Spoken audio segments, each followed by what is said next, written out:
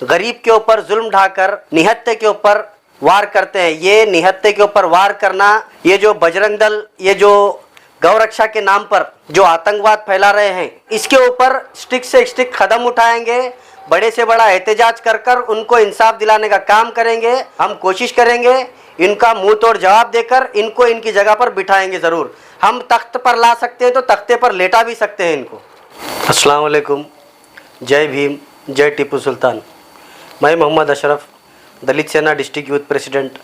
आज आप सबके सामने आने का मकसद रिसेंट जो मांड्या डिस्ट्रिक्ट में, कर्नाटका स्टेट में पुनीत करेडेहल्ली एक गौरक्षक आतंकवादी ने हमारे एक भाई का मर्डर किया है, जिनका नाम इदरीस पाशा है।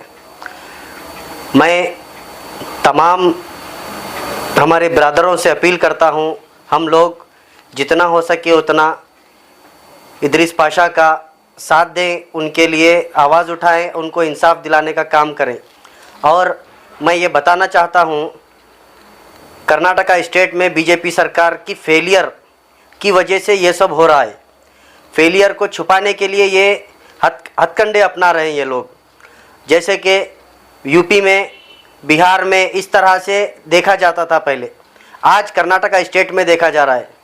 मैं चीफ मिनिस्टर से और पीएम से ये पूछना चाहता हूँ, अगर आपके पास इतना ही गट्स है तो आप लोग इंडिया से जो बीफ एक्सपोर्ट होता है उस पर आप लोग रोक नहीं लगा सकते। आप लोगों के पास उसका करने के लिए कैपेसिटी नहीं है। आप लोग वो छोड़कर गरीब के ऊपर जुल्म ढाकर निहत्थे के ऊपर वार करते हैं। ये निहत्थे के ऊपर वार करना, ये जो बजरंग दल, ये जो गौरक्षा के नाम पर जो आतंकवाद फैला रहे हैं, इनको जल्द से जल्द सलाखों के पीछे डालना बहुत ज़रूरी है। मैं ये चेतावनी देना चाहता हूँ ये लोगों को, तुम लोग जो कर रहे हो, हमारे सब्र का इम्तिहान ले रहे हो तुम लोग। अगर जिस दिन हम सब्र का इम्तिहान तोड़ देंगे, उसके बाद तुम लोगों को छुपने के लिए जगह नहीं मिलेगी, भागते भागते फिरोगे तुम लोग।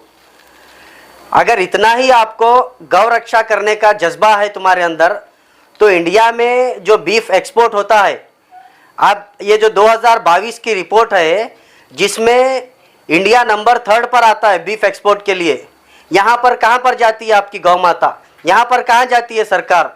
यहाँ पर क्या चूड़ियाँ पहनकर बैठी है? यहाँ पर पीएम क्या चिंगम चबा रहे हैं? उनको बोलने के लिए नहीं आता है। तो अगर आपके पास इतना ही दम है तो आप लोग इंडिया से बीफ एक्सपोर्ट करना बंद कर दो। जब हम मानेंगे ये बीजेपी सरकार वाकई और ये जो गौ रक्षा दल है वाकई काम करने वाले लोग हैं। गौ जितने भी स्लॉटर हाउस है, जितने भी बड़े बड़े एक्सपोर्टर्स हैं, पूरे आप लोग ही हो इसमें।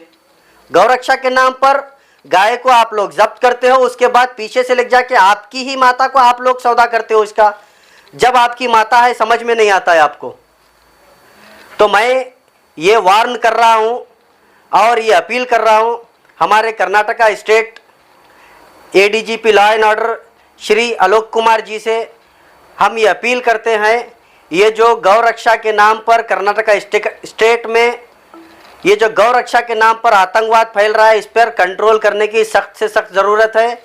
हम ये अपील करते हैं कर्नाटका सरकार से, ये लोग जो कर रहे हैं इनके ऊपर लगाम लगाना बहुत ज़रूरी है। अगर ये लगाम नहीं लगेगी, दलित सेना संगठन इसका पुरजोर मजम्मत करता है और बड़े से बड़े पैमाने पे इसका स्ट्राइक करेगा, एहतजाज करेगा। पहले तो मैं ये बताना चाहता हूँ, बीजेपी सरकार जो कर रही है अपने फेलियर को छुपाने के लिए ये सब कर रही है। हिंदू मुस्लिम मस्जिद मंदिर, श्री राम जो है उन्होंने ये नहीं बोले कि मस्जिद पे जाकर झंडा लहराओ बोल के, उन्होंने मस्जिद के सामने जाके नारे लगाने के लिए नहीं बोले। ये लोग जो कर रहे हैं, इनकी जो नपुंसक हैं ये लोग सुअरों की तरह झुंड में आकर हमला करते हैं निहत्थे के ऊपर। अगर इनके ऊपर इतना ही दम है तो एक के साथ एक आएंगे तो हम बताएंगे इनको। ये लोग, इनका भी कोई इनकी गलती नहीं है इसके अंदर। ये जो सरकार है, ये सरकार अपने फेलियर को छुपाने के लिए हमारे हिंदू भाइयों को भड़का कर इस तरह से काम करवा रही है। हमने अपील की है और हम रिसेंट मेमोरेंडम भी देने वाले हैं डीसी साहब को, और हम इसके ऊपर स्टिक से स्टिक कदम उठाएंगे। बड़े से बड़ा एहतजाज कर कर उनको इंसाफ दिलाने का काम करेंगे। और ये जो गौरक्षा के नाम पर आतंकवाद फैल रहा है, ये जो हिजड़ों की तरह, सुअरों की तरह झुंड में आकर जो हमला कर रहे हैं, ये लोग निहत्थे पर वार कर रहे हैं, हम इनको सलाखों के पीछे भेजेंगे। और आने वाले दिनों में ये लोग रोड पर नहीं दिखे वैसा हम कदम उठाएंगे, कानूनी कार्रवाई कर कर इनको कानूनी तौर पर हम अंजाम तक लेकर जाएंगे। हम लोग जो हैं डॉक्टर बाबा साहब भीमराव अंबेडकर जी के संविधान को मानने वाले लोग हैं। हम डर कर माफ़ी सावरकर की तरह चुप बैठने वाले लोग नहीं हैं। हम हमारा हक लेना जानते हैं और इनको अंजाम तक पहुंचाकर इनका मुंह तोड़ जवाब देना जानते हैं। यूपी में, बिहार में भाजपा की सरकार थी, वहाँ पर वो लोग फेलियर से छुपने के लिए ये सब कर रहे थे।